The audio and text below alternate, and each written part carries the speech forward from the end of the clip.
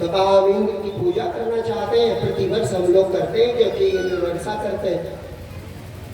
तो कहा अरे पूजा उसकी करो जो हमारे काम आता है। तो कहा हमारे काम तो भगवान इंद्र थे। तो कहा नहीं, ये गोवर्धन पर्वत हमारे काम आता है। गोवर्धन मम जीविका और गोपालन मम ठाव। गोपालन मम जीविका, गोवर्धन मम ठाव। गोपालन हमारा जीवन है और गोवर्धन में ही इसी पर्वत में हमारी गायें चलती, उनका पेट भरता है, तो पूजा करनी तो इसी की करनी। वो कथा जानते हैं आप, इंद्र का मान वर्धन करना भगवान का उद्देश्य है। लेकिन इस कथा में भी बहुत अद्भुत रहस्य छुपा है। इसीलिए मैंने आरंभ में कहा था कि उनकी चर्चा जरूर करूंगा जो कुछ हमें बताना चाहते हैं। कथा आपको बड़ी साधारण लगती है कि भगवान ने गोवर्धन उठाया है, यही तो जानते हैं। लेकिन आज का भगवान गोवर्धन उठाए कि नहीं उठाए? इस समय भगवान गोवर्धन उठाए हैं। अगर आज तुम्हारा उस लीला से संबंध ना हो तो फिर लीला सुनना कहना व्यर्थ है। आज इसी समय आपको यह अनुभव होना चाहिए कि गोवर्धन तो भगवान ने उठाए। अगर ये गौर से सुनो ये सब बातें जो हम बता रहे कथा तो आप जानते हो, इसीलिए हम कथा नहीं कह रहे हैं। कथा तो आप जानते हो क्या हुआ था। बड़ी बरसात हुई, फिर भगवान ने गोवर्धन उठा लिया और सब ब्रजवासियों को नीचे बुला लिया। फिर इंद्र आया, उसने क्षमा मांगी। ये कथा है। लेकिन क्या इस कथा का कोई संबंध आपसे है? ये कल भी मैंने कहा था और प्रतिदिन कहता हूं। भाई भागवत जी में कथा लिखी है और बड़े वेदांती व्यास जी जिन्होंने वेद लिखे उन्होंने भागवत लिखी है। तो इस कथा का कोई संबंध तो होना चाहिए। होना चाहिए कि नहीं होना चाहिए? अगर संबंध नहीं है तो फिर एक दूसरी वैसे उपन्यासों की तरह जानो, कोई मतलब ही नहीं निकलेगा। अब हलचल आप लोग ना करो, बच्चे भले खेले। जो हम कह रहे हैं ये सुनो, इससे तुम्हें भगवान से अपनी नजदीकी पता चलेगी। इससे जान जाओगे कि द्वापर युग में भगवान पैदा हुए थे, वो तो पुरानी बात है। इस समय भी भगवान ने आपका गोवर्धन पर्वत उठाया। खूब गौर से सुनो जो हम कह रहे हैं। कथा तो आप खूब जानते हो, लेकिन कथा का अर्थ, उसका तात्पर्य, उसका रहस्य हो सकता है आप न जानते हो, और जो जानते हो वो भी प्रेम से सुने। मैं ये नहीं कह रहा हूं सब लोग नहीं जानते, हो सकता है तमाम लोग बैठे हैं जानते हो। देखो, गो माने होता है इंद्रियां। गो माने इंद्रियां और गोविंद, गौर से सुनो ये सब। गोविंद माने वो बिंदु, वो स्थान जहां से ये इंद्रियां उठती हैं। खूब गौर से सुनो, ये सुना नहीं होगा आपने, और सुना भी हो फिर भी गौर से सुनो। गो माने इंद्रियां और गोविंद माने वो स्थान जहां से ये उठती हैं। जैसे देखने से बाहर 5 इंद्रियां हैं। आंख देखती है, कान सुनते हैं, मुख बोलता है, जुबान स्वाद बताती है, त्वचा सर्दी गर्मी बताती है, और नाक जो है दुर्गंध सुगंध बताती है। लेकिन इन 5 इंद्रियों का ज्ञान उठता जहां से है वो एक है कि 2 है? जहां से जब हम कुछ कहने लगते तो आप लोग उगने तो नहीं लगते। आप लोग सोचते हो कि ये लोग किस लिए जाते हैं, कथा हो सकता आगे न जानते हो तो यही टाइम बिता रहे हैं। ऐसी बात नहीं है। देखिए,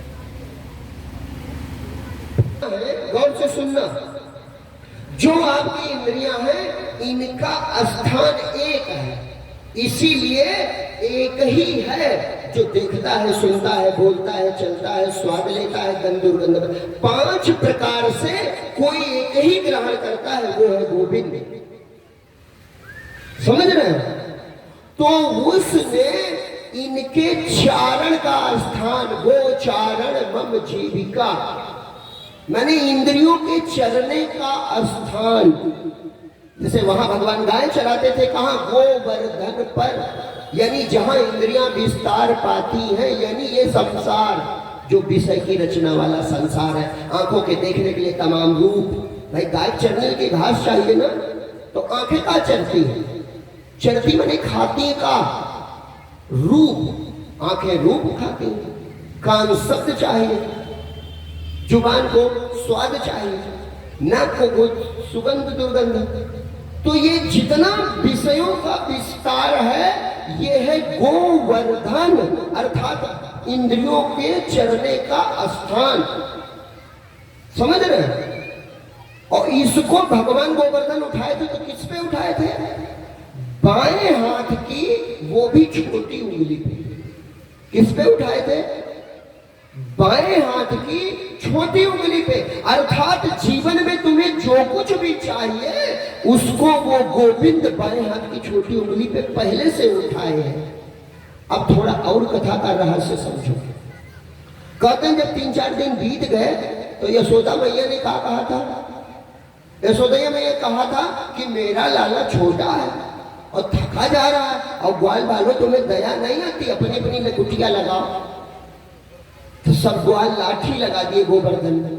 आप बताओ उनकी लाठी लगाने से क्या गोवर्धन रुकेगा? वो तो पहले से रुका था। इसी प्रकार अपने अपने जिंदगी की भार, गृहस्थी का भार उठाने के लिए हम तुम अपनी अपनी लाठी लगाए। अब छत रुकी हो लेकिन तुम लाठी लगाओ पूरी ताकत से, तो थक जाओगे कि नहीं थक जाओगे? और लाठी नीचे कर लो फिर भी छत रुकी है, और लगाए रहो कस के तो पसीना पसीना हो जाओगे। तो यहाँ आदमी आदमी पसीना पसीना है, काहे? वो अपनी गृहस्थी का गोवर्धन खुद ही उठाए जबरदस्ती। जो सच्चाई का है, सच्चाई ये है कि तुम सबको जितनी इंद्रियों के भोग की जरूरत है उसको गोविंद बाएं हाथ की छोटी उंगली पे उठाए। काहे? ये भी सुन लो उत्तर। केवल 8 अरब मनुष्य हैं और 8 अरब मच्छर अपने तालाब में पाए जाते हैं। अन्य कितने जीव हैं, कितने तोते हैं, कितने मोर हैं, कितने बंदर हैं, कितने हिरन हैं, कितनी मछलियां हैं। और ये को बताओ जो खेती करता हो, नौकरी करता हो, धंधा करता हो, अर्थात इस गोवर्धन के लिए यानी अपने इंद्रियों के भोग के लिए कुछ करता हो तो बताओ। हिरणों के झुंड देखो, नाचते हुए मोर देखो, गरजते हुए बादल देखो, बहते हुए झरने देखो, झलझल करती नदियां देखो, हरी भरी घास देखो, तितलियों को देखो, भंवरों को देखो, सब मगन है कि नहीं? सब सुंदर है कि नहीं? कोई नौकरी करता है, कोई धंधा करता है, कोई व्यवसाय करता है, और छोड़ो उनके थाना बने, उनकी जेलें बनी, उनके अस्पताल बने, उनके ब्यूटी पार्लर बने, लेकिन सब सुंदर, सब भी मुझ शरीर, सब सुंदर भी हैं और सब रोग रहित भी हैं। तितलियों को देखो, मोरों को देखो, कबूतरों को देखो, तोतों को देखो, फूलों को देखो, झरनों को देखो, नदियों को देखो, पर्वतों को देखो, कितने प्यारे लगते। सब सुंदर, सब सुंदर, सब विरुद्ध शरीर है, सब रोग रहित भी हैं। वे मंजन नहीं करते लेकिन हमसे स्वस्थ रहते। ताकत की चीज खाने का तरीका भी नहीं जानते हमारी तरह। हम बड़े क्या काम है कि नहीं? और वो जो खाते हैं, देखो बड़ी बढ़िया बात बताओ, याद आ गई। वो जो खाते हैं, जब तुम बीमार पड़ते हो तो डॉक्टर कहते हैं वही तुम भी खाओ। हरी पत्ती हल्का उबाल के खाओ, मिर्च मसाला मत खाओ। और बंदर भी हमसे ज्यादा ज्ञानी है। क्यों? क्योंकि छत पे मिर्चा, हल्दी, धनिया, जीरा, काली मिर्च पसारा, यक्को बंदर नहीं खाएगा। क्यों? क्योंकि वो हमारी तरह गधा नहीं। और अमरूद न खाओ, सेब न खाओ, गेहूं न खाओ, सब खा जाएगा। क्यों? क्योंकि वो खाद्य और अखाद्य जानता है। और हम इतने गधे हैं कि हम जहर भी कहते लाओ एक बार खा के देखें कैसा लगता है। अरे बड़े मांसाहारी हो तो ऐसे दौड़ो और जो जानवर खाना चाहते हो गाय वाय को पकड़ के खा जाओ, तो हम जाने तुम हो मांसाहारी। हम शाकाहारी हैं, हम तो कच्चा सेब खा जाएंगे, कच्चा अमरूद भी खा लेंगे, कच्चा चना भी खा लेंगे।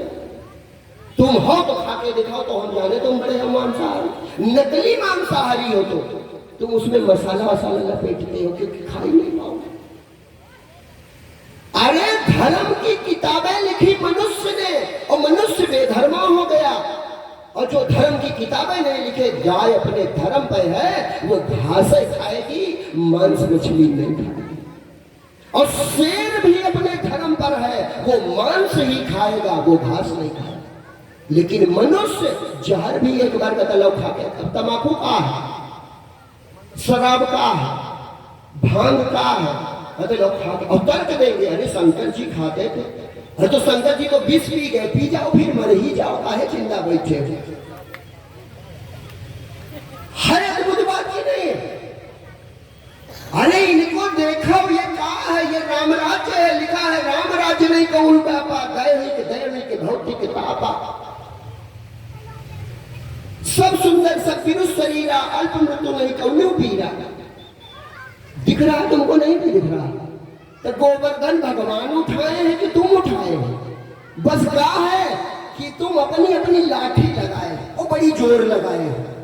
नहीं के डील आए भैया, जोर घर चला था, अब डील वाले ऐसे ऐसे चलने लगे, कहे वो बहुत ताकतवर है।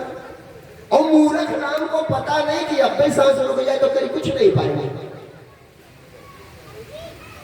बस ये होश आ जाए का, जो एक लाइन में कहता हूं कि कुछ भी नहीं है बस में मेरे, ये होश आते ही तुम पता चल जाएगा कि गोवर्धन तो कन्हैया बाएं हाथ की उंगली पे उठाए है, हमें कुछ करने की जरूरत, क्योंकि सब गायों का मालिक हो। ये जो पांचों गायें हैं इनका मालिक गोविंद है, तो इनको चराना खिलाना पिलाना ये उसका काम है, उसने पहले से व्यवस्था कर रखी है। अन्य सब जीव मस्त है, बस मनुष्य फंसता है। इसको बड़ा अच्छा खिलौना भगवान ने बनाया था, कहा था ये मुझे सबसे प्यारा है, ये मुझे बंटवारा कर दिया था भाई। एक चित्रकार बड़े चित्र बनाता है, सुंदर चित्र बन जाता तो कहता भैया मैंने जिंदगी भर चित्र बनाए लेकिन प्यारा। तो इसी तरह भगवान ये नहीं कहता है कि सम्मम प्री सम्मम उपजाए, सबसे अधिक हिरण मोहि भाई, सबसे अधिक तोता मोहि भाई, सबसे अधिक मोर मोहि भाई, सबसे अधिक नदी मोहि भाई ना। भगवान ने कहा सब मम प्रिय सब मम उपजाए, सब हमको प्यारे हैं क्योंकि सबको मैंने पैदा किया, लेकिन सबसे अधिक मनुज मोहि भाई, मुझे मनुष्य बहुत प्यारा है। क्यों? क्योंकि मनुष्य सर्वश्रेष्ठ है, इसे संसार में सबसे सुंदर होना चाहिए, ये भगवान की सबसे सुंदर रचना है। लेकिन जब हम अपने घर की दीवारों पे लगाते हैं तो मोर का चित्र लगाते हैं, उगते सूरज का चित्र लगाते हैं, लहर झरनों का चित्र लगाते हैं, तितलियों का चित्र लगा लेते हैं, हिरणों का चित्र लगा लेते हैं, घोड़ों का चित्र लगा लेते हैं, लेकिन भूल कर भी मनुष्यों की भीड़ का चित्र कभी नहीं लगाते। क्यों? क्योंकि अहंकार विमूढ़ आत्मा होने के कारण ये बेचारा कुरूप हो गया, और बाकी सब सुंदर है। तो ये गोवर्धन उठाने वाली घटना ये शिक्षा देती है कि तुम मरे न जाओ, अपनी लाठी लगाए न रहो, बल्कि लाठी नीचे खींच लो।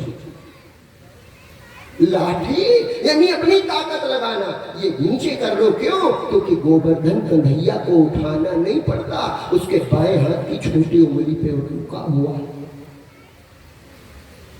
ये रहस्य है इन कथाओं, और हम अपनी अपनी लाठी लगाए कि नहीं लगाए, यही हमारी गलती हो रही है कि सारे जग का जो पालनहार, भजो रे मन राधे कृष्णा।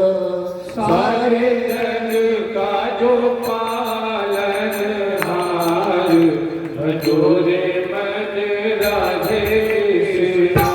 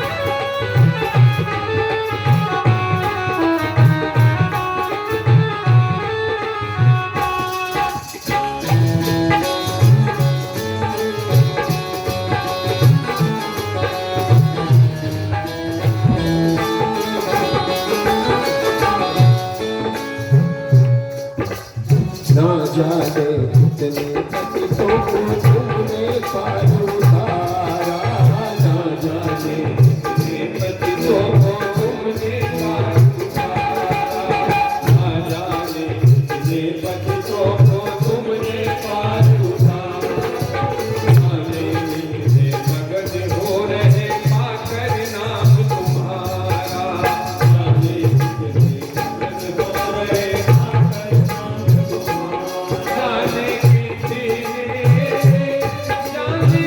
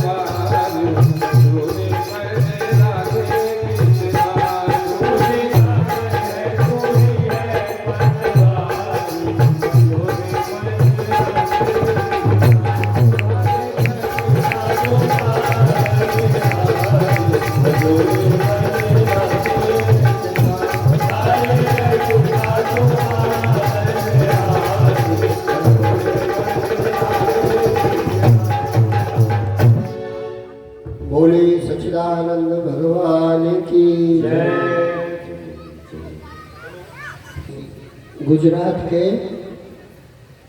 जूनागढ़ जिले के तलाजा गांव में रहते थे।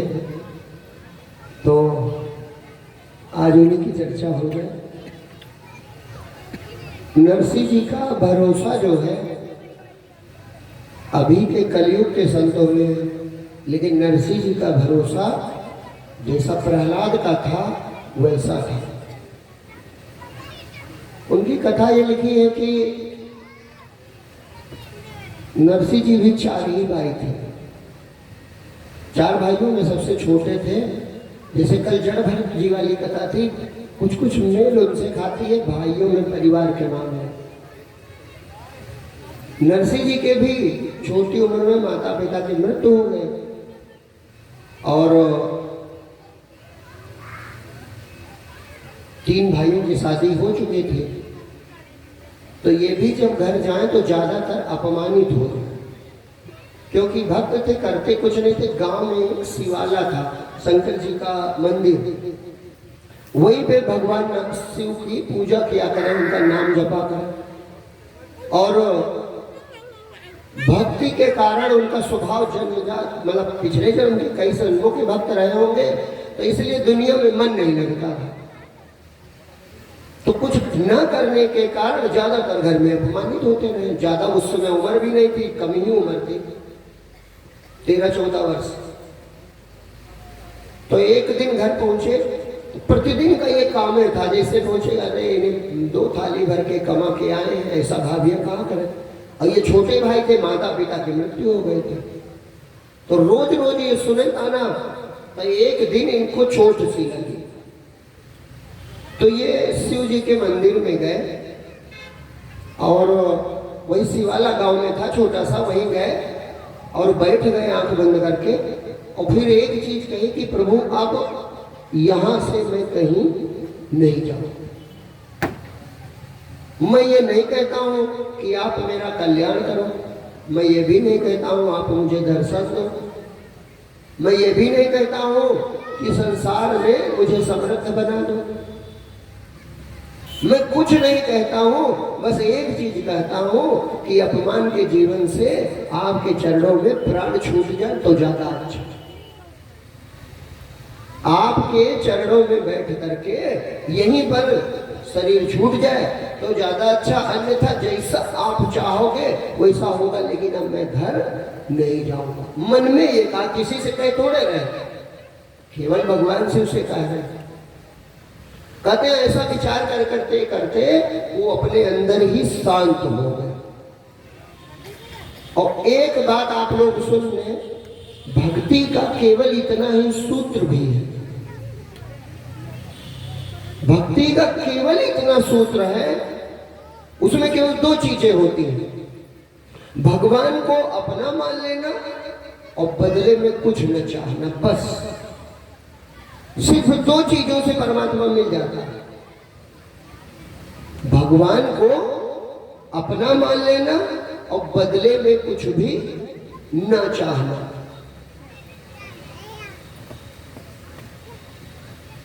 आप लोग सुने थोड़ी देर, ये कथा जो हम कह रहे हैं उसे सुने। प्रदीप भैया क्या बात है? ठीक है बैठो। अब थोड़ी देर हलचल न करो, क्योंकि सुनोगे तो कुछ भक्ति आपकी, जब भक्तों की हम कथा पढ़ते हैं तो हमारी भक्ति कई गुना बढ़ती है। क्यों बढ़ती है? क्योंकि भक्त मनुष्य था, साधारण मनुष्य, और उसके साथ जब कुछ हुआ हम सुनते हैं तो हमें बल बन जाता है कि यार हम भी मनुष्य हैं, हमारे साथ भी ऐसा हो सकता है। और जब हम भगवान की लीलाएं सुनते हैं तो सुनते हैं, श्रद्धा प्रेम करते हैं, लेकिन हम सोचते हैं वो भगवान थे, हम तो कर नहीं पाएंगे। तो इसीलिए लिखा है कि राम ते अधिक राम कर दासा। भक्तों की कथाएं हमें अधिक प्रेरणा देती हैं। क्यों?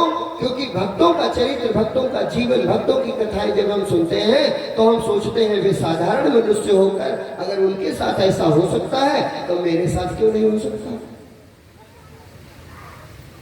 तो मैंने अभी कहा कि भगवत प्राप्ति का जो सूत्र है उसमें केवल 2 चीजें हैं। भाई कथा का तात्पर्य इतने हैं कि हमें भगवत प्राप्ति हो, तो उसका सूत्र केवल इतना है, दो चीजें मात्र, गौर से सुनिए, सुनने में बड़ी सरल भी है। भगवान को अपना मानना और कुछ भी न चाहना, बस इन्हीं दो चीजों से वह परमात्मा हृदय में प्रकट हो जाता है। और ये दो ही चीजें इतनी कठिन है कि हम यही नहीं कर पाते। भगवान को अपना मान भी ले, लेकिन उससे सदा अपना परिवार और पुत्र और पत्नी ये लगता रहता है। और कुछ न चाहे ये तो असंभव है, हम तो चाहते रहते हैं रातों दिन। बस ये चाहना ही हमें भगवान से दूर रखता है। चाह चामड़ी चूहरी सब नीचों से नीच, तू तो पूरा ब्रह्म था, चाह न होते बीज। चाह मिटी चिंता मिटी, मनवा बेपरवाह, और जाका कछु न चाहिए वो ही साहसा। जो कुछ नहीं चाहता वो भगवान को पा जाता। तो नरसी ने कुछ किया नहीं, केवल क्या किया, केवल इतना किया कि प्रभु मैं संसार में नहीं जाऊंगा। आंखें बंद करके बस इतनी प्रार्थना की, संसार में नहीं जाऊंगा, मैं देख लूं। अच्छा, उसकी प्रार्थना सुनो गौर से, उसकी प्रार्थना क्या आपकी प्रार्थना नहीं है? वो कहता है कि प्रभु ये मैं आपको देख लूं, इतनी तो मुझ में न ताकत है न बुद्धि है, लेकिन अगर आप भगवान हो तो हमें तो देखते हो। मैं आपको पालू, मेरे पास न ताकत है न बुद्धि है, लेकिन आप समर्थ हो, चाहो तो प्रकट हो सकते हो। मैं आपके पास तक पहुंच जाऊं, मुझे ना आपका पता मालूम, ना इतनी पैरों में ताकत, लेकिन आप सर्वथा समर्थ हो। आप चाहो तो स्वयं दौड़ कर आ सकते हो। मैंने बहुत कथाएं सुनी, भक्तों की पुकार सुन के आप आ जाते हो। तो नरसिंह कहता है प्रभु मैं किसी लायक नहीं हूं, मैं किसी काबिल नहीं हूं, लेकिन अगर आप चाह लो तो मेरा कल्याण भी हो सकता है। मैं कुछ नहीं चाहता हूं, न कोई कल्याण चाहता हूं, न सुख चाहता हूं, न पद चाहता हूं, न प्रतिष्ठा चाहता हूं, बस मैं आपका दर छोड़कर कहीं जाना नहीं चाहता। उसकी प्रार्थना अंदर अंदर चलने लगी। वहीं बैठा है शिवालय में, उसी छोटे से शिवालय में। कहते हैं सुबह से शाम होने वाली, निरंतर केवल कुछ नहीं कर रहा। जैसे वो छोटे बच्चे को अभी उदाहरण दिया था, रोना ही उसकी ताकत है, इसी तरह सिर्फ प्रार्थना आपकी ताकत है। और जो कुछ करते हो वो केवल सुना सुना आप कर रहे हो, उसमें क्या होता आप जानते कुछ नहीं। प्रार्थना आपकी ताकत है। तो निरंतर जो है नरसी 13-14 वर्ष की उम्र का बालक, वो केवल प्रार्थना करता रहा। तो भगवान शिव को कहा गया है गुरु का प्रतीक। भगवान शिव का जो रूप वर्णन है वो कहा है, वही वैसा ही गुरु होता है। जिसे उन्होंने काल गले में धारण कर लिया है, इसी तरह जो जीते जी मृत्यु स्वीकार कर लेता है वो गुरु पद को पा जाता है। उनके शरीर पे भस्म रमी है, अर्थात यह शरीर देखने भर का संतों का होता है, उनकी नजर में यह भस्म हो चुका होता है। एक दशा है पदार्थ अभावनी, ज्ञान की 5वीं दशा, वो उन्हें प्राप्त होती है। वो उसके आगे तुरीय पद में स्थित होती है, शरीर उनका नहीं होता। और शंकर जी की तीसरी आंख है, तो गुरु भी तीसरी आंखों से देखता है, जिससे भगवान दिखाई पड़ते हैं। जैसे गीता में भगवान अर्जुन से कहते हैं कि मुझे देखो अर्जुन, मैं ही सब हूं, मुझे देखो मैं ही सब हूं। तो जब 2-3 बार भगवान कहते तो अर्जुन आंखें फाड़ फाड़ कर देखता, तो कहता गोविंद मुझे नहीं दिखाई पड़ता। तो कहते हैं अर्जुन क्या इन्हीं जड़ आंखों से देखना चाहते हैं? ये जो 2 आंखें हैं, ये तो मैंने माया देखने के लिए दी है। मायापति को देखने के लिए ये 2 आंखें काम नहीं आती। इसीलिए ज्यादातर संतों की तस्वीरें देखो तो आंखें बंद है। आंखें बंद करना मतलब, आंखें बंद करना मतलब कहीं भैया ये आंखें मुन्ने हैं, इनका दुनिया बरे चाहे बिलाए। अर्थात दुनिया की फिक्र ना करना, ये आंखें बंद करना है। आंखें बंद करना ये नहीं जड़ आंखें बंद करोगे ठेक लग जाए गिर पड़ोगे। ये जड़ आंखें मूंदने की बात नहीं है। बात वहां जैसे कहते नहीं लक्ष्यार्थ होता भैया, दुनिया बड़े चाहे बिला है, ये देखते कुछ नहीं, इनका कोई मतलब। इसी प्रकार से शंकर जी की दोनों आंखें बंद है। कहा दुनिया की उनको परवाह, गुरुओं को संतों को दुनिया की कोई परवाह। और तीसरी आंख खुली है। कहा है अर्जुन ने कहा प्रभु आपको देखने कोई और आंख होती है? तो कहा हाँ वो दिव्य नेत्र है, वो ज्ञान का नेत्र। तो कहा प्रभु भी हमें दे दो। तो भगवान देते हैं। तब से एकादश अध्याय में 11वें अध्याय में अर्जुन भगवान का विराट रूप देख पाते हैं। तो ये दो नैना सपना देख रहे और तू करता है सैन, तू सो रहा। जैसे रात में हम सो जाते हैं तो दूसरी आंखें मिल जाती कि नहीं मिल जाती, और उन आंखों से सपना देखते हो कि नहीं देखते। उसी तरह ये आंखें भी नकली है और नकल चीजें देख रहे हैं। ये दो नैना सपना देखें तू करता है सैन, और तीसर नैन खुले गुरु कृपा तो पावे मन चैन। परमात्म तेरे घट भीतर बोल रहा दिन रैन, रे बंदे खोल के रख ले नैन। तो शिव जी गुरु हैं। जब उन्होंने देखा कि ये सर्वथा मेरी शरण में है, सुबह से शाम हो गई, ये मुझे ही पाना चाहता है, तो शंकर भगवान नरसिंह के ध्यान में प्रकट हो गए। शंकर भगवान प्रकट हो गए। नरसिंह से कहा बेटा क्या चाहते हो, काहे मुझे पुकार रहे हो सुबह से?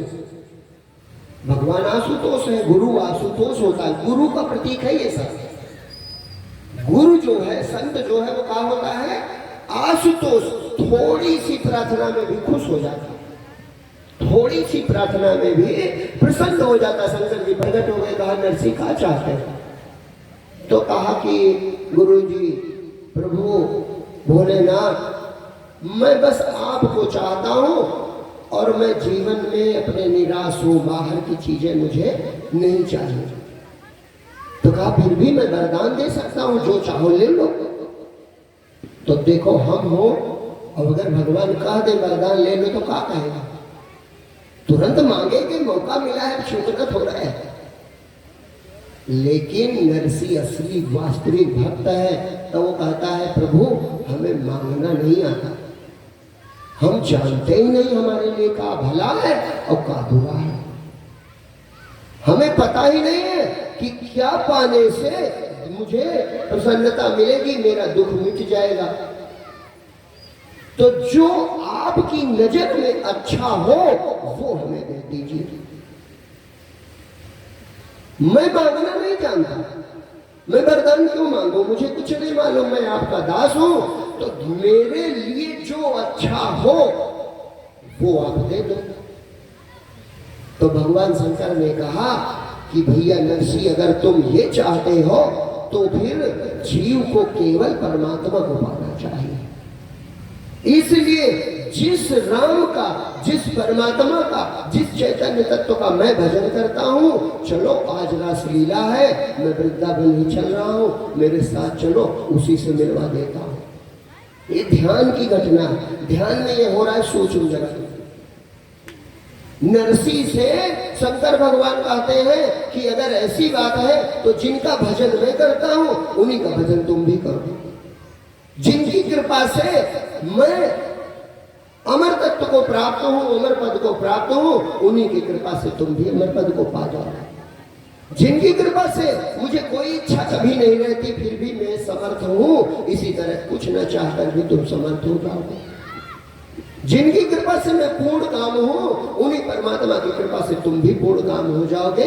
आज वृंदावन में रासलीला है, मैं वहीं जा रहा हूं, मेरे साथ चलो। तो कहते हैं नरसिंह भी सूक्ष्म शरीर से भगवान कृष्ण के पास पहुंचे। उस रात रासलीला ही थी। तो जब वहां पहुंचे तो भगवान कृष्ण जो है गोपियों के भेष में सभी थे। ये कल रासलीला की चर्चा करूंगा।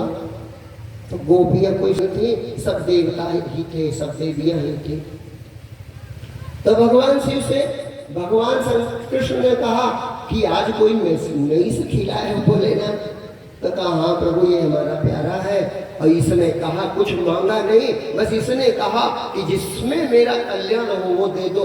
तो प्रभु आपको पाकर ही तो जीव का कल्याण होता है। आपको पाए बिना जीव का कल्याण कहां संभव है।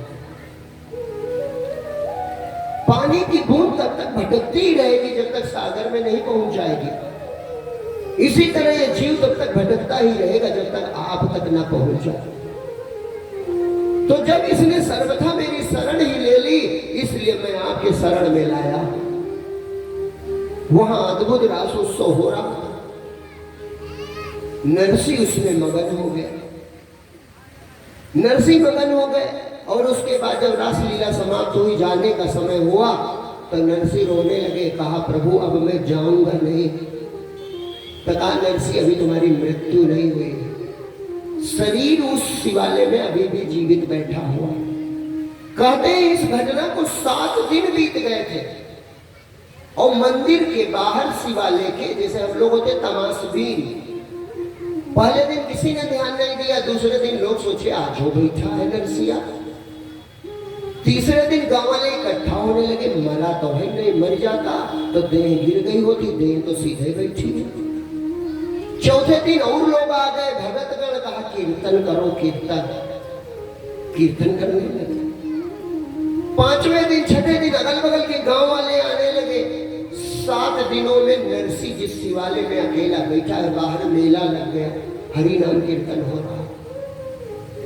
मेला लग गया क्यों? क्योंकि हम लोग तमाशबीन है, जादू देखना चाहते हैं। वह रासलीला समाप्त हुई तो भगवान के चरण पकड़ के रो रहा है नरसी के प्रभु मैं जाऊंगा नहीं। तो कहा नरसी तुम्हारी अभी मृत्यु नहीं हुई, शरीर तुम्हारा जीवित है, तुम जाओ। तो कहा प्रभु मैं कुछ कर ही नहीं पाता हूं, मैं दुनिया में किसी काम का नहीं हूं, तो मैं क्या करने जाऊं। तो कहा नरसी तुम जाओ और मेरे गुणगान का प्रचार करना, मेरी भक्ति का प्रचार, इतना तो कर लोगे, मेरा कीर्तन तो कर लोगे। कहा हाँ प्रभु आपका कीर्तन तो कर सकते। तो कहा बाबू फिर जीवन, वही गोवर्धन वाली बात, गोवर्धन कौन उठाएगा? प्रभु जीवन।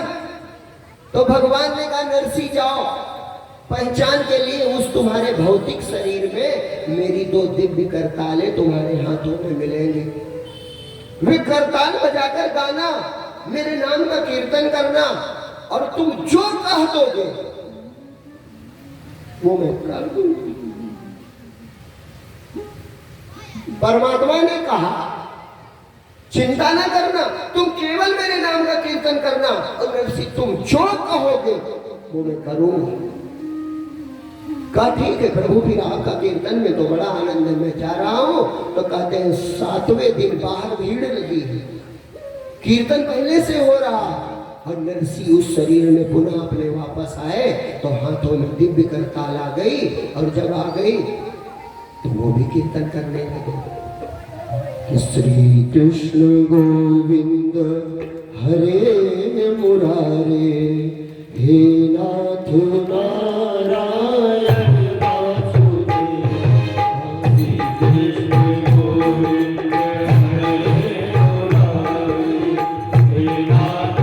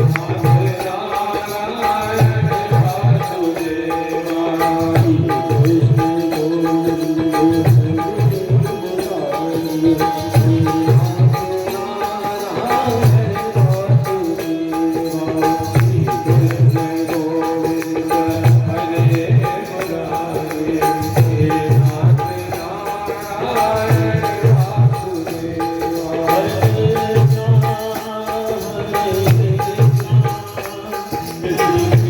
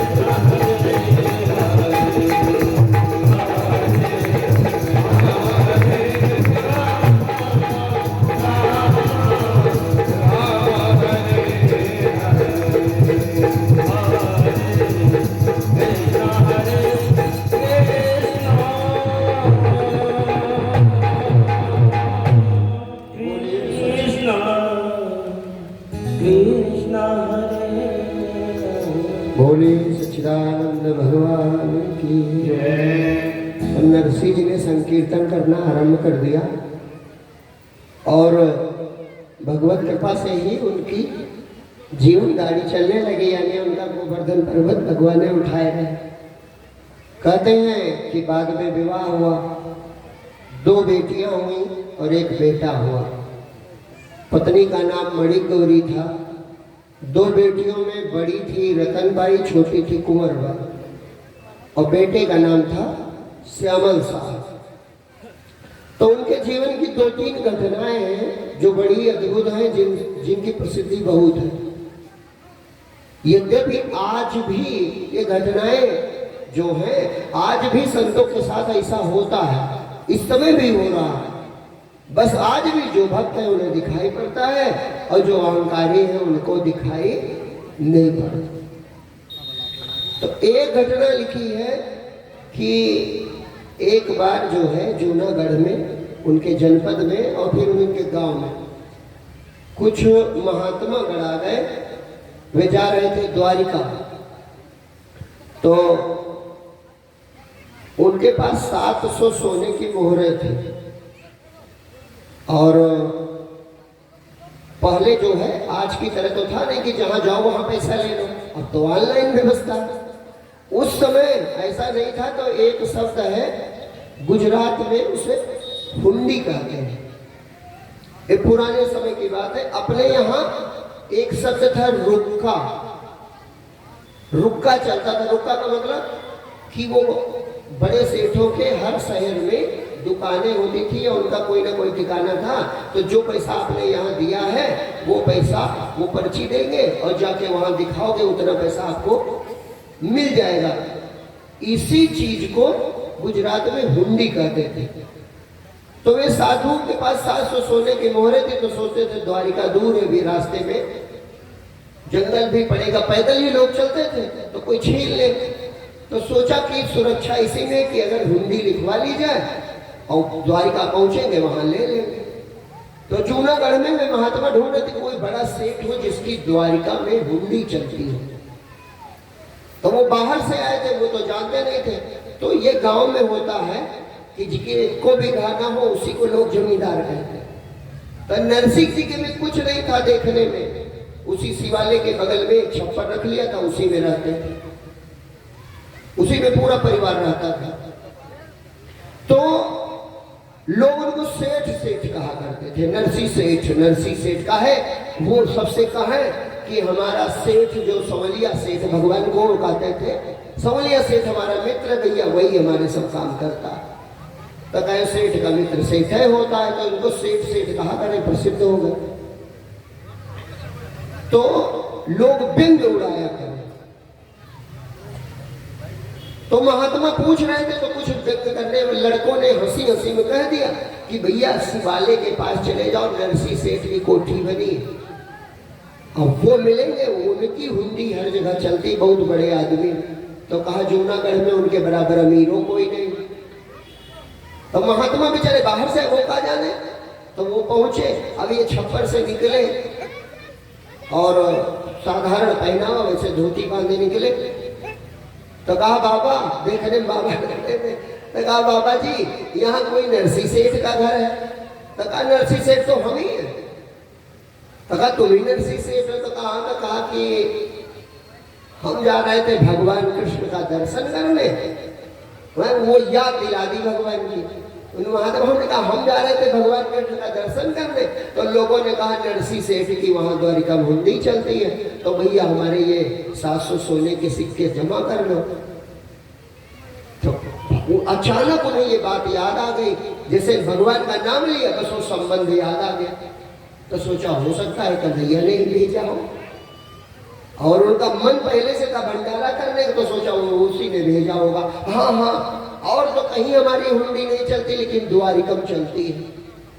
तो कहा देखने में तो नहीं लगते, कोठी तुम्हारी कहाँ? तो कहा कोठी नहीं यही है। तो कहा छप्पर है तुम्हारे? तो कहा हमें 6 छप्पर है। खैर साधुओं ने कहा भैया लिख दो हुंडी। तो उन्होंने लिख दिया कि संवलिया सरकार इनको 700 सोने के सिक्के दे देना। पूर्ण भरोसा भगवान पे, भगवान ने दी थी करता तो जानते थे। पर्ची लिख दी और मोहरे ले ली और वो साधु तो चले गए और ये बढ़िया खूब भंडारा करने लगे। 6-7 दिनों में सारा पैसा उड़ा दिया और जिन्होंने कहा था सेठ है वो सब मजे में किया, खर्च तो कर दिए, वहां कहाँ मिलने वाला, वापस आएंगे तो पता चलेगा। तो कहते वहां महात्मा पहुंचे द्वारिका में, वो पूछे कि भैया वो सवलिया सरकार की दुकान कहाँ है, सेठ होगा तो कोई तो जगह ठिकाना होगा है, तो जहां कहीं हो तो पता चला। तो पूरा दिन भर बेचारे 5 साधु ढूंढ के थक गए, कहीं नहीं मिले सवलिया से। तो शाम के समय निराश समुद्र के किनारे आके बैठ गए। भगवान तो जानते ही हैं उनको, अपने जिस पर भक्त पर उनकी कृपा है, पूर्ण विश्वास है, उसका काम परमात्मा किसी न किसी रूप में करता है। तो भगवान खुद ही पीताम्बर पहन के, और जैसे सेठ लोग अब नहीं होता, पहले वो बटुआ रखते थे, रस्सी वाला ना, ऐसे डोरी खींच दो, वैसे बटुआ लटकाए आ गए। कहा कि अब जानबूझ के उन्हीं साधुओं से भगवान पूछा, कहा यहाँ कोई जूनागढ़ से आया है नरसिंह की हुंडी लेके? कहा अब वो 5 आग बबूला हो गए। कहा पूरा दिन ढूंढ के हम मिल गए, मर गए, मिले नहीं। कहा तुम सवलिया सेठ हो? कहा हाँ हम ही है सवलिया सेठ। तो कहा कहाँ है तुम्हारी कोठी भैया? तो कहा हमारे कोई ठिकाना नहीं। तो कहा कहाँ रहते हो? कहा बस हम यही रहते हैं, क्योंकि नरसिंह की हुंडी आएगी तो यही आएगी। तो कहा उसके तो खैर छप्पर था, तुम्हारे ये भी नहीं? तो कहा नहीं हमारे तो ये भी नहीं। तो कहा कि अच्छा खैर लाओ हुंडी लाओ। तो कागज लिया तो उसमें लिखा था सवलिया सरकार 700 सोने के सिक्के दे देना। भगवान ने गिन के दे दिया। महात्मा से कहा भैया गिन लो ठीक ठाक है। कहा ठीक है, इतने बड़े सेठ हो तो ठीक तो होगा। तो कहा कि एक काम हमारा कर देना। तो कहा बताओ। तो एक भगवान ने भी चिट्ठी लिख दी, उस पर कहा कि नरसिंह से कह देना कि उसकी हुंडी बहुत जमा है, जो कुछ नहीं चाहता और भगवान में डूबा रहता है, उसकी महिमा कितनी है हम आप सोच नहीं सकते। जैसे अभी शुरुआत में हमने भारद्वाज मुनि की बात बताई थी, तो भगवान ने कागज पे लिख दिया कि उससे नरसिंह से कह देना कि उसकी हुंडी बहुत जमा है, तो जल्दी जल्दी भेजा करे, कुछ तो खर्च कर ले, कुछ तो खर्च कर ले।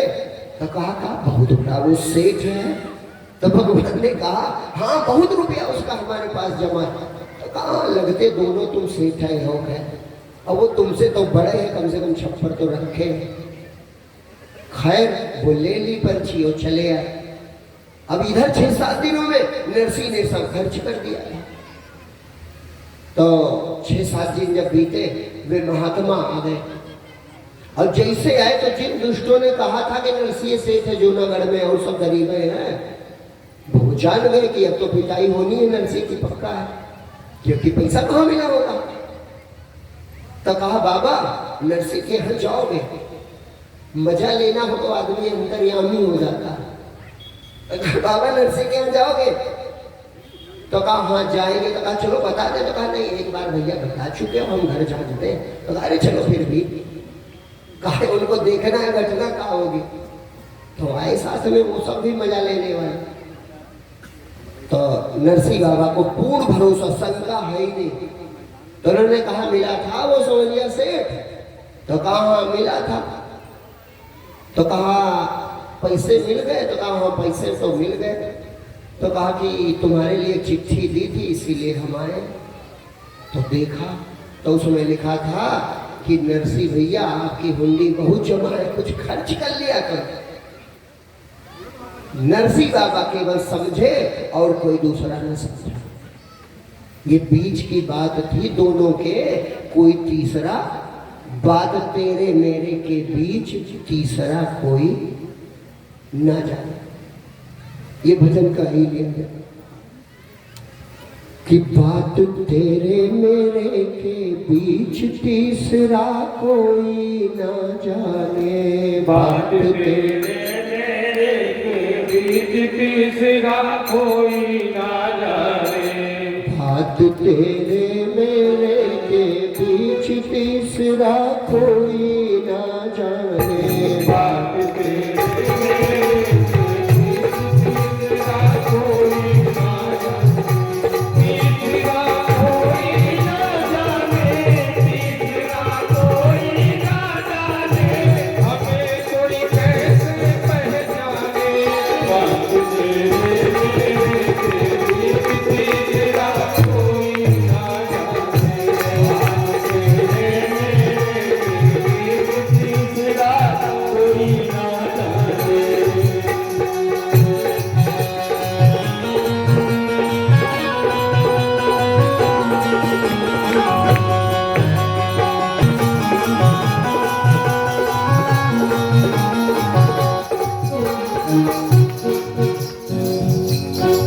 प्रभु तुमने बहुत दुलार किया प्रभु तुमने बहुत दुलार तुमने कर दी दया अपार तुमने कर दी दया अपार समझ में कुछ ना आता यार समझ में कुछ ना आता यार कौन समझे सब छोड़ो भाग और समझे सब छोड़ो भाग मिले जब हम तुम हो गए मिले जब हम तुम हो गए मिले जब हम तुम हो गए मिले जब हम तुम हो गए कोई माने या न माने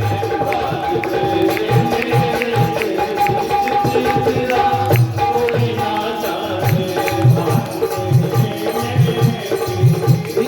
तेरा कोई ना जाने तीसरा कोई ना जाने तीसरा कोई ना जाने तीसरा कोई ना जाने कोई ना जाने हमें कोई कैसे पहचाने बाप तेरे मेरे तेरा कोई ना जाने बाप तेरा कोई ना जाने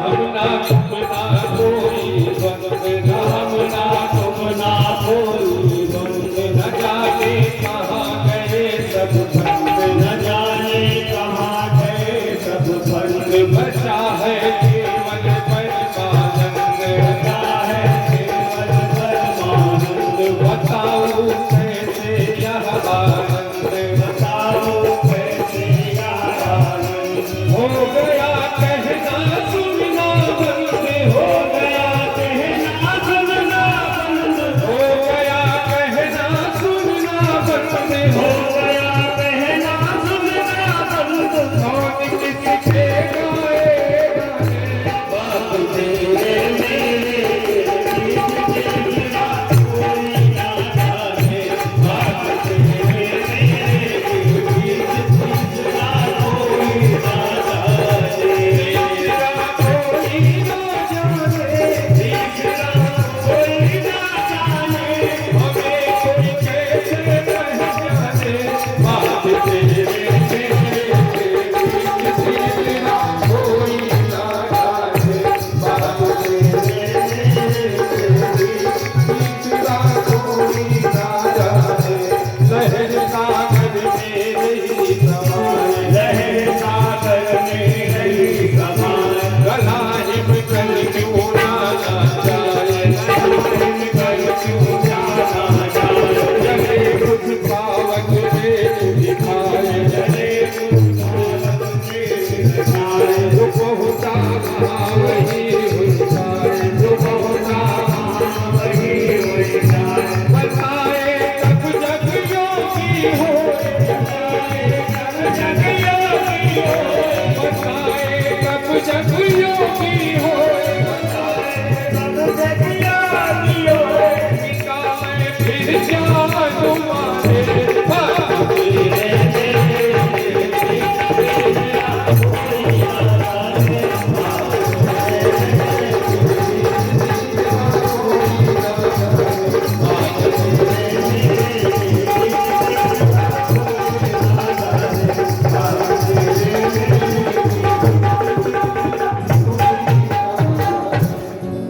बात तेरे मेरे के बीच तीसरा कोई न जाने मिले जब हम तुम हो गए एक कोई माने या न माने तो नरसी बाबा की घटना बस या तो नरसी जाने या तो सोलिया सेठ जाने, लोगों को ये उस दिन से शंका हो गई कि है इस फटीचर का कोई मित्र जरूर।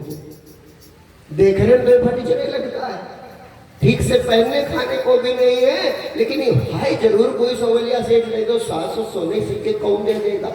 उस दिन से लोग जो भक्त थे वे नरसी पे श्रद्धा करने लगे और जो अभक्त थे वे शंका करने लगे कि इसने किसी को मूढ़ लिया होगा, हो सकता है मूर्ख बना लिया हो, बहरहाल कोई इसका द्वारिका में मित्र रहता जरूर है, ये सबको भरोसा हो।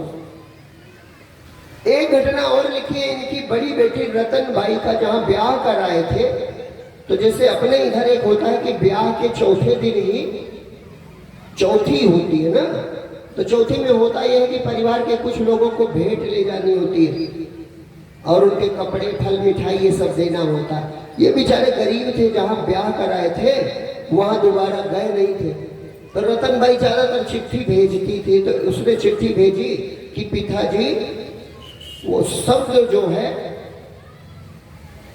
अपने यहाँ चौथी कहा जाता है, वहां शब्द है छूछक, हाँ वहां छूछक करवाना। तो उसने कहा कि पिताजी कुछ ले आना, एक कपड़ा ले आना सासू के लिए, एक पिताजी के लिए, एक थोड़ी सी मिठाई, बहरहाल छूछक करवा दीजिए, क्योंकि रातों दिन ताने देती है सासू।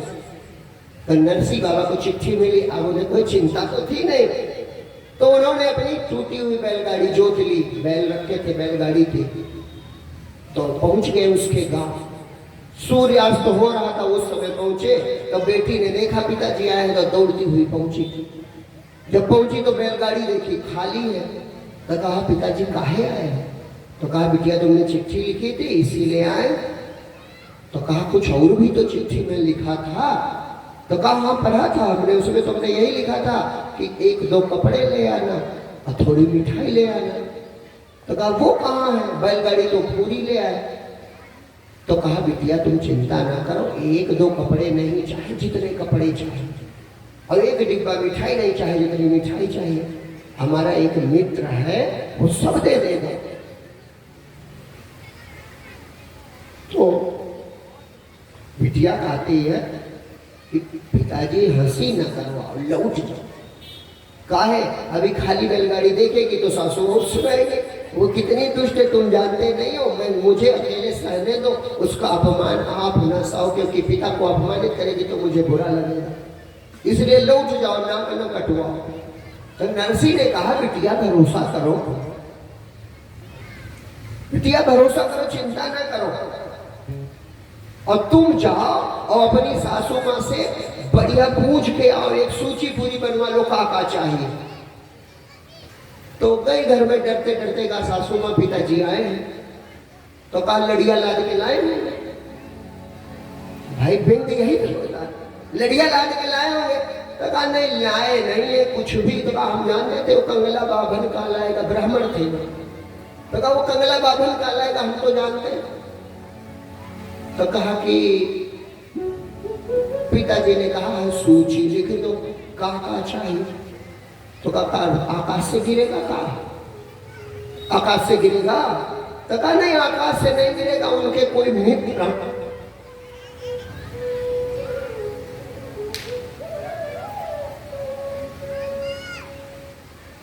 कहा उनके कोई मित्र है वो देंगे। तो वो क्रोध में नाराज होकर के उसने पूरे गांव की सूची बना, जैसे मांग में दहेज में हमें कमी छोड़ता, 13 ससुर, 13 सास, 74 देवर, 74 देवरानी, मैंने पूरे गांव भर की लिस्ट बना दी। गुस्से में इतना दे देना।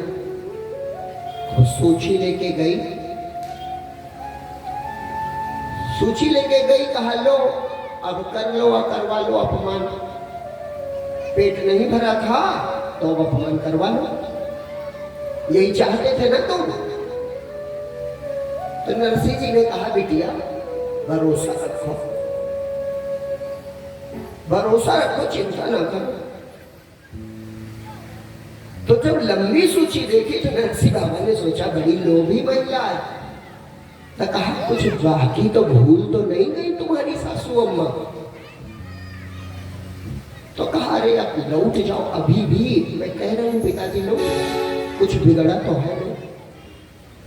तो नरसिंह बाबा ने कहा फिर से जाओ और कह दो कुछ भूली हो बाकी हो, एक वादे देवर ससुर बाकी हो, गांव वाले और लिखवा लाओ, वो भी लिखवा लाओ। तो पिताजी लौट जाओ, अपमान काहे करवाओगे, मेरा भी अपना भी। अरे बिटिया भरोसा करो, भरोसा करो उस हमारे बेटे पे।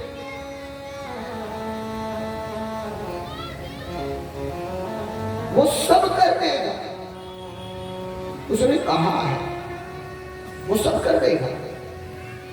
फिर डरती डरती गई सासू मां, पिताजी ने कहा कुछ भूल गई हो और लिख दो, और गुस्से में और आ गई, आग में बोला का 2 पत्थर लिखो, लिख दिया 2 पत्थर, ले आई, कहा लो और अपमान करो। फिर डरती डरती आई, कहा पिताजी आए हैं, तो कहाँ रोक है? तो कहा बड़ा महल बनवा गए हैं ना, वही वही रोका है। ये होता है कि अगर लगे लगाए के कोई हो तो क्या कहेंगे, वो फला विधायक के जानते हो, हमरे फूफे तो है।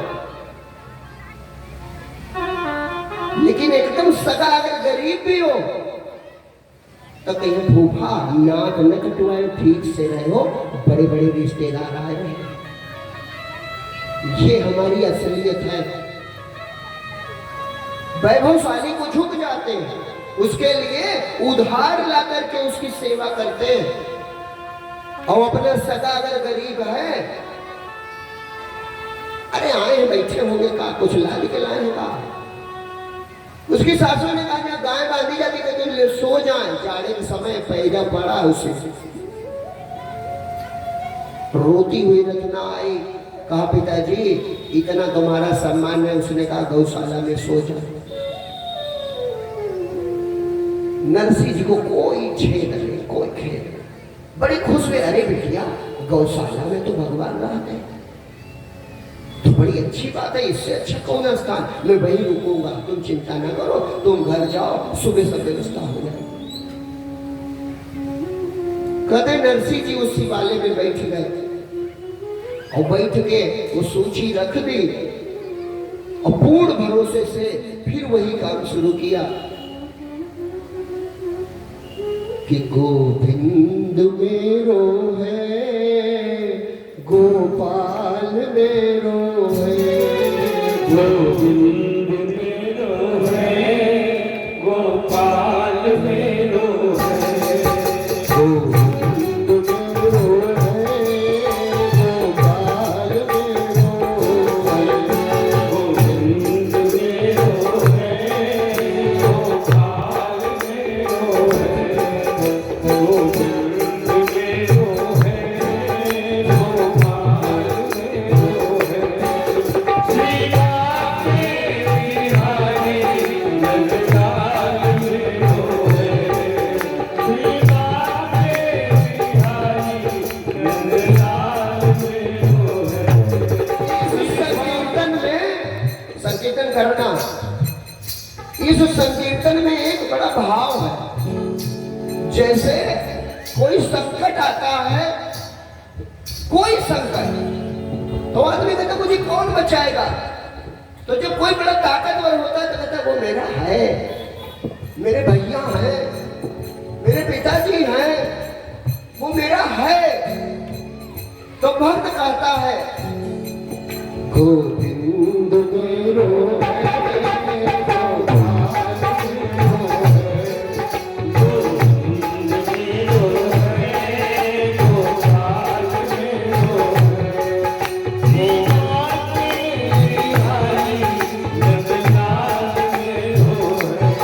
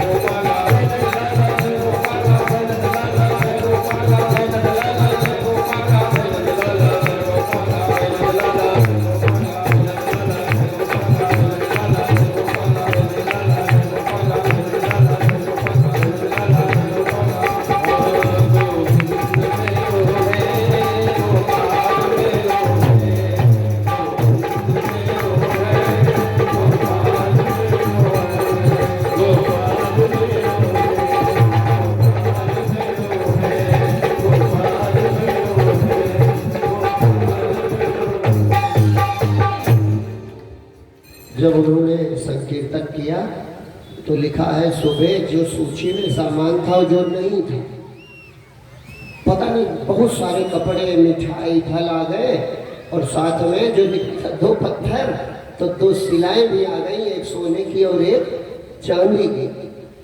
तो सुबह जब बेटी आई रत्ना बाई, उसने देखा इतना सामान, कहा पिताजी किसने भेजा? तो कहा बेटी हम कल ही कह रहे थे विश्वास रखो, उसी हमारे मित्र ने भेज दिया है सौलिया सेठ ने।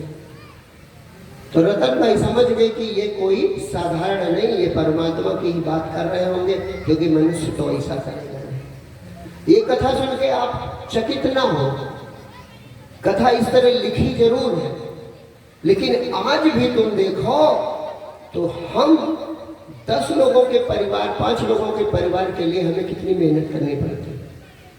और चले जाओ जहां संतों का संकल्प है तो 10,000 आदमी दोपहर में, 10,000 शाम को भोजन कर रहा है, और पता नहीं कब से कर रहा है। बाबा रघुनाथ दास का संकल्प अयोध्या में आज भी चल रहा है, कभी कम नहीं पड़ता।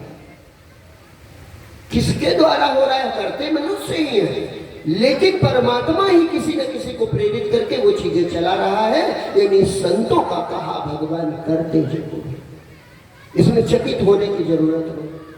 इस घटना के बाद नरसिंह बाबा का और नाम हो गया। एक घटना और बता दे, एक दिन 2 नर्तकियां नरसिंह बाबा के ये जो उनका स्थान था जूनागढ़, वहां आई।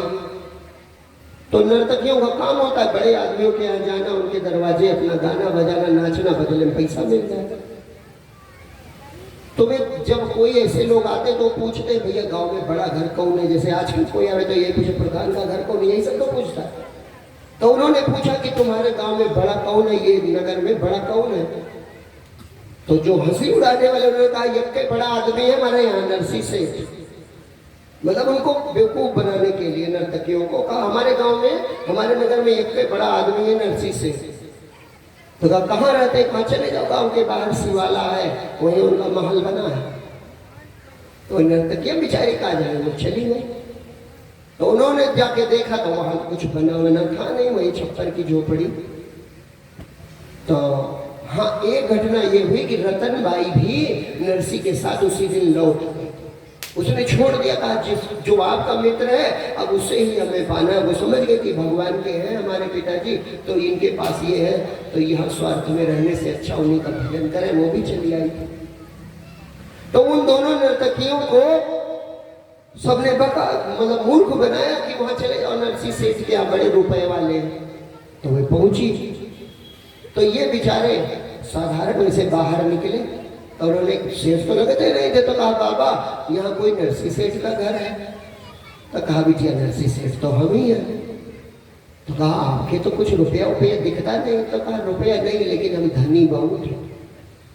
तो कहा बाबा तुम धनी बहुत हो? तो कहा हाँ। तो कहा बाबा धंधा क्या करते हो? भाई बहुत धनी हो तो कोई बड़ा धंधा भी होगा। तो कहा धंधा क्या करते हो? तो कहा बिटिया धंधा तुमरे वाला। कहा बिटिया धंधा तुमरे वाला करते हैं? कहा कौन सा? कहा तुम भी नाचती गाती हो, हम भी नाचते गाते हैं। तुम भी रिझाती हो, हम भी रिझाते, में थोड़ा अंतर है, तुम दुनिया वालों को रिझाती हो, मैं मालिक को रिझाती। तुम संसारी लोगों को रिझाती हो और मैं मायापति को रिझाता हूं। इतना अंतर है, बाकी हमारे तुम्हारे जीवन में ज्यादा अंतर नहीं। कहते संत की बातों का प्रभाव पड़ा, और ऐसा प्रभाव पड़ा कि वे दोनों, उन्होंने अपना व्यवसाय छोड़ दिया, वृत्ति वो छोड़ दी नाचने का। उन्होंने कहा बाबा फिर अपने ही धंधे में हमें भी शामिल कर लो, मैंने अपना ही बना लो। तो बाबा ने कहा कि बेटिया बड़ा अच्छा है, हमारे 2 बेटियां पहले से है, और तुम भी आ जाओ, और हमारा बेटा भी 5-6 लोग मिलकर भगवान का कीर्तन करेंगे, बड़ा आनंद रहेगा। अब 5-6 लोग मिलकर भगवान का कीर्तन करने लगे तो अद्भुत आनंद रहने लगा। धीरे धीरे नरसिंह जी की इतनी ख्याति फैल गई कि दूर दूर से लोग उनके कीर्तन में शामिल होते।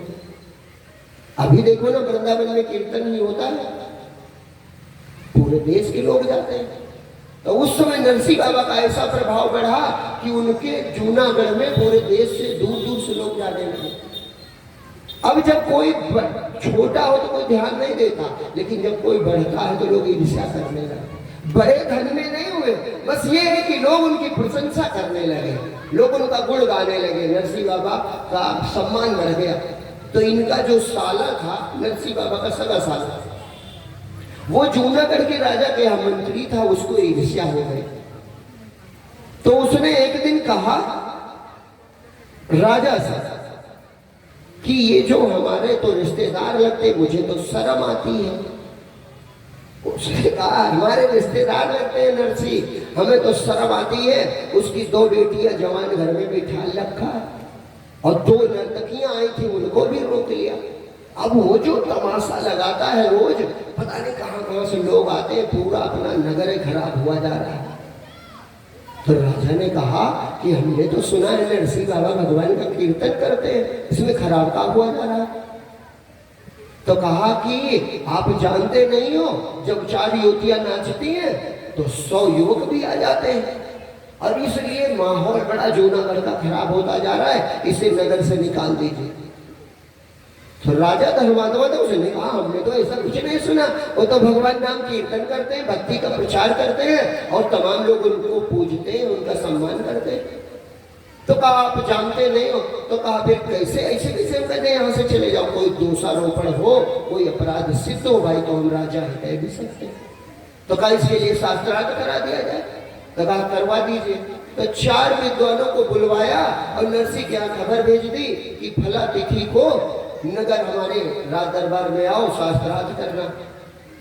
नरसिंह बाबा ने कहा काहे का शास्त्रार्थ? तो कहा जो तुम करते हो संकीर्तन, ये बहुत गलत काम है, इससे समाज गंदा होता है। तो नरसिंह बाबा ने कहा ठीक है आएंगे भैया। तो कहते हैं उस दिन जब नरसिंह बाबा संकीर्तन करते हुए निकले, तो जैसे तमाम नदियां मिलती हुई समुद्र में पहुंचती हैं, उसी तरह जिस गली मोहल्ले से निकले लोग उनके पीछे बोले, जिधर से निकले सब लोग पीछे बोले, और सबका बस एक ही चीज, श्री कृष्ण गोविंद हरे मुरारे, हे नाथ नारायण वासुदेवा। श्री कृष्ण गोविंद हरे मुरारी, हे नाथ नारायण वासुदेवा। श्री कृष्ण गोविंद हरे मुरारी, हे नाथ नारायण वासुदेवा।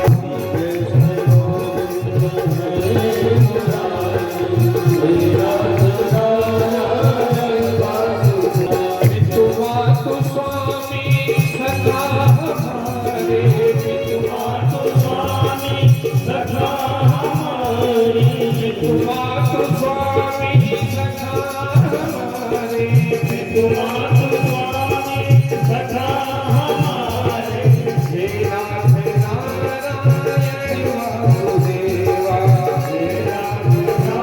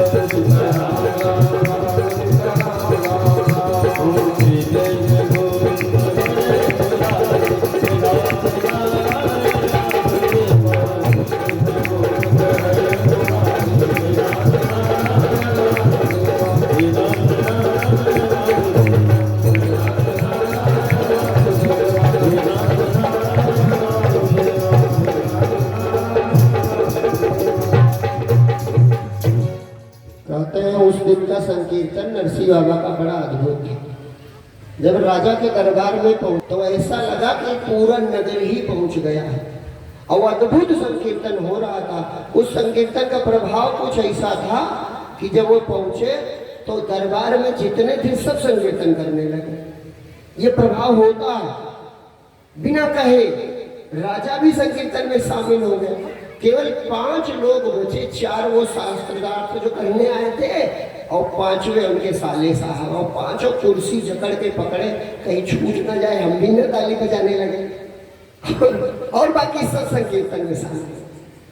तो जब संकीर्तन समाप्त हुआ तो वो तो स्पष्ट था कि इसमें कुछ भी गलत नहीं, लेकिन फिर भी राजा ने कहा कि नरसिंह जी आप पे कुछ आरोप है, इसलिए बुलाया। वैसे मेरी नजर में, राजा ने पहले ही कह दिया, मेरी नजर में तो कुछ गलत नहीं, लेकिन इनका कुछ आरोप है। तो कहा ये बतावे। तो उन चारों शास्त्रार्थी जो विद्वान थे उन्होंने कहा कि ये जो युवक युवती एक साथ नाचते गाते हैं इससे समाज में बड़ी गंदगी फैलती, तो नरसिंह बाबा को ऐसा नहीं करना चाहिए। तो नरसिंह बाबा हंसे, उन्होंने कहा कितना पढ़े लिखे हो भैया? तो कहा कि हम बहुत पढ़े लिखे हैं। वो तो जानते थे नरसिंह ज्यादा पढ़ा लिखा तो है नहीं, वो तो ऐसे करता नाचता। तो कहा बहुत पढ़े होगे ना? तो कहा हाँ हम तो सब पढ़े लिखे। तो नरसिंह बाबा ने कहा कि भैया 4 वेद हैं, 6 शास्त्र हैं, 108 उपनिषद है, रामायण है, महाभारत, ये हमारे ग्रंथ इतने हैं। तो कहा इन सब में, माने 4 वेदों में, 6 शास्त्रों में, 108 उपनिषदों में, रामायण में, महाभारत में, कहीं एक कई जगह ये लिखा दिखा दो कि एक साथ स्त्री पुरुष भगवान का नाम नहीं ले सकते, मैं नगर से चला जाऊंगा। अब ये तो कहीं लिखा नहीं है, बस वो अपना मुंह लेके रह गए, पराजित हो गए। इससे नरसिंह बाबा की ख्याति और बढ़ गई। अब इनके जीवन की एक अंतिम और घटना है, वो भी मैं बता दूं और उसके बाद आरती हो जाएगी, लेकिन आरती से पहले ये छोटी सी घटना और सुनो। नरसिंह बाबा का एक बेटा था श्यामल साहब। तो लिखा है कि पड़ोस के नगर के सेठ ने किसी बड़े अपनी बेटी के ब्याह के लिए लड़का खोजने के लिए उपरोहित यानी पंडित जी और नाई को भेजा। पहले यही होता था, वही जिसे तिलक कहा जाता है, तो वो जाकर के चुन लेते थे, जिसे चुन लेते थे उससे ब्याह हो जाता था। तो उस सेठ ने कहा कि अगल बगल के नगरों में जाओ और कोई हमारे बराबर लड़के के लायक, अगर हमारी बिटिया के लायक दामाद दिखाई पड़े उसका तिलक कर देना। तो कहते हैं कि वो पंडित जी नाई के साथ घूम रहे थे, जूनागढ़ है, तो यहाँ संकीर्तन चल रहा था और नरसिंह बाबा का ही संकीर्तन चल रहा था सबके साथ, और श्यामल शाह जो उनका बेटा था वो उसमें कीर्तन कर रहा था। तो उसके अंदर दैवी प्रतिभा देख करके, भगवत भक्ति देख करके वो मुग्ध हो गया।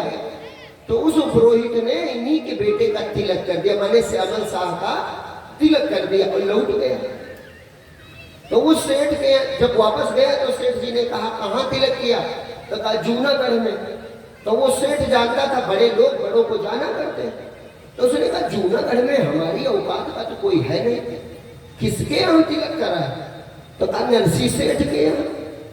तो कहा वो सेठ थोड़ा है पंडित जी, वो नाचता गाता है, ऐसे पूजाने खाने वाला। तो कहा महाराज सेठ हो चाहे ना हो, लेकिन उसके पास भक्ति की संपत्ति है और उसके बेटे में हमने दैवी प्रतिभा देखी है, तुम्हारी बिटिया के लायक वो सर्वथा। तो सेठ जी ने कहा पंडित जी क्षमा करो और जाके तिलक वापस करा। तो पंडित जी ने कहा कि भैया सेठ जी ये हमारा दाहिना अंगूठा काट दो, इसी से हमने तिलक किया है और तुम जाओ वापस करो। तो वो सेठ थोड़ा धर्मात्मा रहा होगा, उसने कहा जब पंडित जी इतनी जिद कर रहे हैं तो चलो कोई बात नहीं, सब्र कर लिया। कहा सोचा ब्याह कर देंगे, नरसिंह तो गरीब है, लेकिन जब लड़का दामाद हो जाएगा तो बढ़िया कोई व्यवसाय करा देंगे और अपने यहाँ ही घर जमाई बना लेंगे, एक महल दे देंगे, वहां रहेगा। अपमान महसूस हुआ क्योंकि समधी मैंने बराबर वाले सम, और बराबर था नहीं, तो कहा नरसिंह तो समधी बनने लायक है नहीं। बसंत पंचमी के दिन शादी तय हुई, बसंत पंचमी वाले दिन विवाह तय हुआ। तो कहते हैं जब 2-3 दिन बचे तो भगवान स्वयं रुक्मिणी जी के साथ पीताम्बर पहन के आ गए। अब जब जूनागढ़ पहुंचे तो लोगों को पहले से कई घटनाएं मालूम थी। तो जैसे कुछ लोगों से पूछा भैया नरसी का घर कहाँ, तो कहा तुम कौन हो? तो कहा हम सवलिया सेठ। कहा हम सवलिया सेठ है। तो लोग चकित तो हो, क्योंकि भगवान की सुंदरता अद्भुत, रुक्मिणी जी की सुंदरता अद्भुत। तो लोग सोचे इतना बड़बार आदमी आया, रेशमी पीताम्बर पहने, बढ़िया, भगवान का अद्भुत रूप, रुक्मिणी जी का अद्भुत रूप।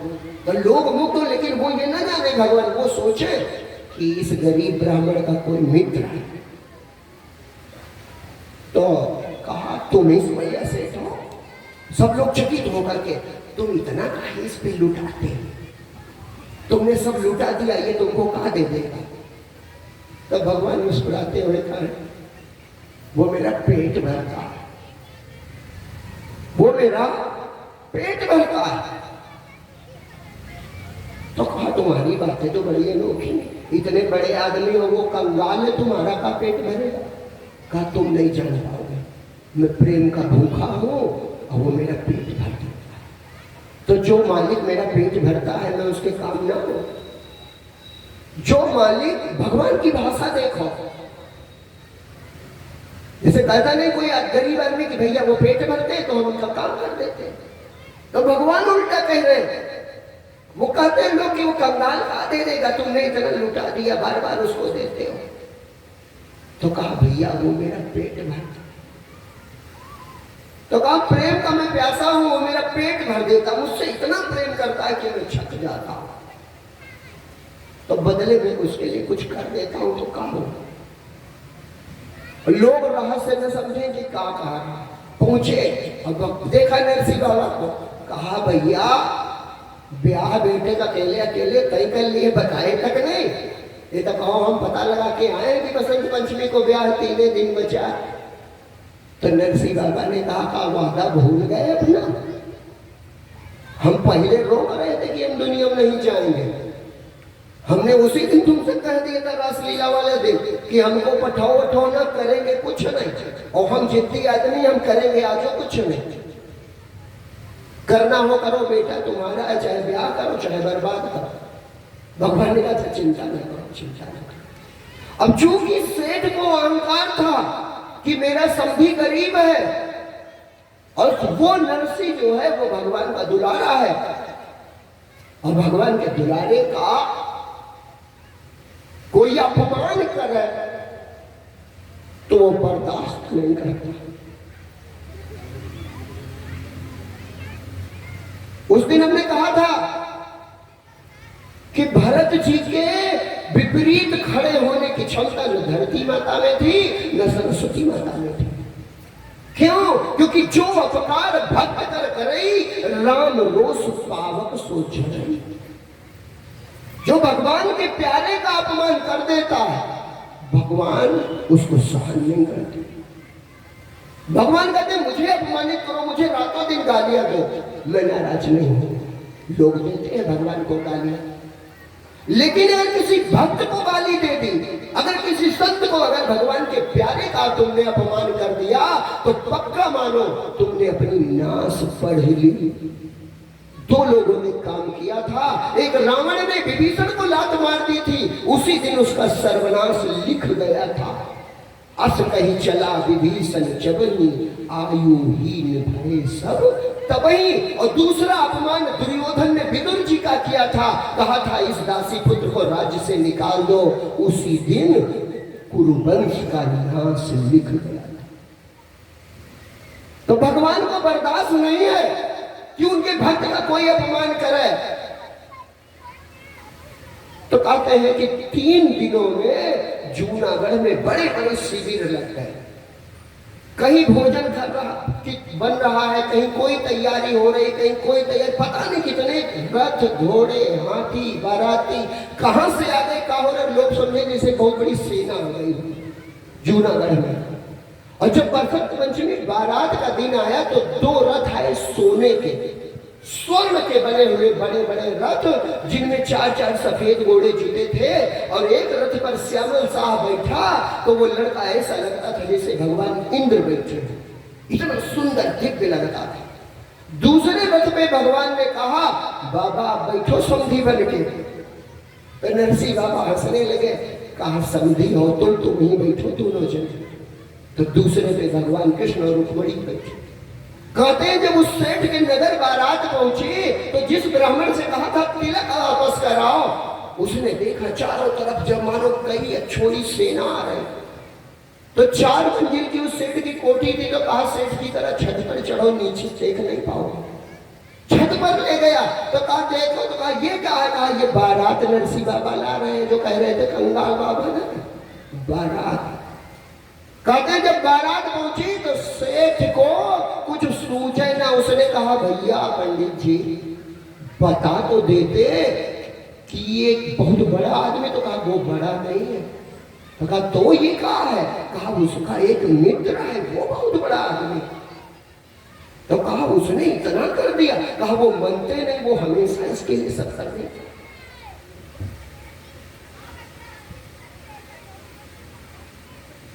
कहा वो मानता ही नहीं है, वो हमेशा ऐसा करता है। तो सेठ ने कहा सब बेच डालो। क्यों? क्योंकि उसको डर था कहीं नाक न कट जाए। तो कहा सब बेच डालो, तब भी इस बारात के घोड़ों को हाथियों को केवल खिला नहीं पाऊंगा, सारी संपत्ति बेच दूं तो भी। तो कहा क्या करे? तो कहा नरसिंह बाबा बड़े दयालु है, चलो उन्हीं के पास पहुंचे। तो नरसिंह बाबा के चरणों में सेठ गिर गए, घमंड चकनाचूर हो गया। नरसिंह बाबा बता तो देते तुम्हारा कोई मित्र इतना अमीर है, और इतना अमीर है तो कोई बात नहीं, वो सब तुमको दे देगा। तो नरसिंह बाबा कहे भैया तुम परेशान है? तो कहा अरे हम बारात नहीं खिला पाएंगे। तो कहा अरे तुम समझिए सेठ को नहीं जानते, वो सब कर देगा, उसका ये जादू है, ये उसका जादू है, परेशान का है। तो भगवान बगल में देखा, जब पहले श्यामल साहब को देखा, सोने का रथ, सफेद 4 घोड़े, तो सेठ की नजर न आई। फिर भगवान की ओर देखा, कहा कहाँ है तुम्हारा मित्र?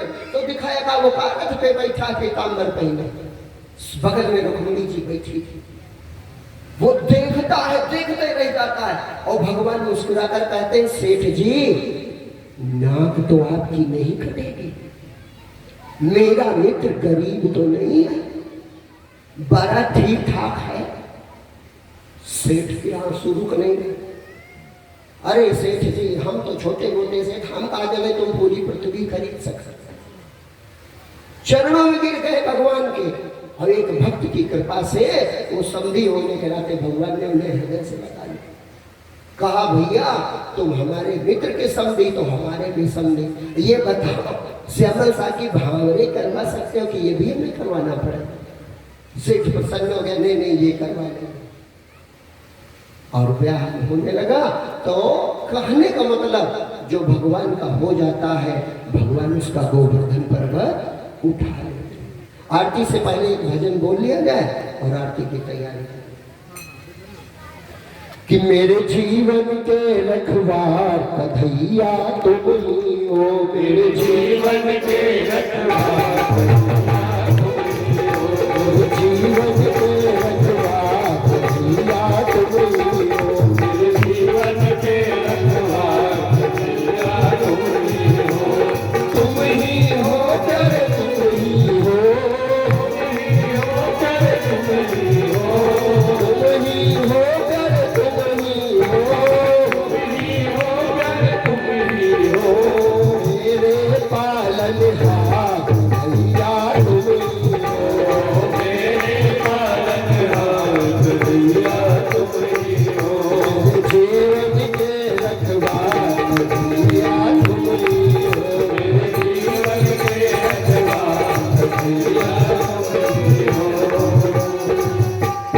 जीवन की नौका चर है, जीवन की नौका चर है, जीवन की नौका चर है, जीवन की नौका चर है,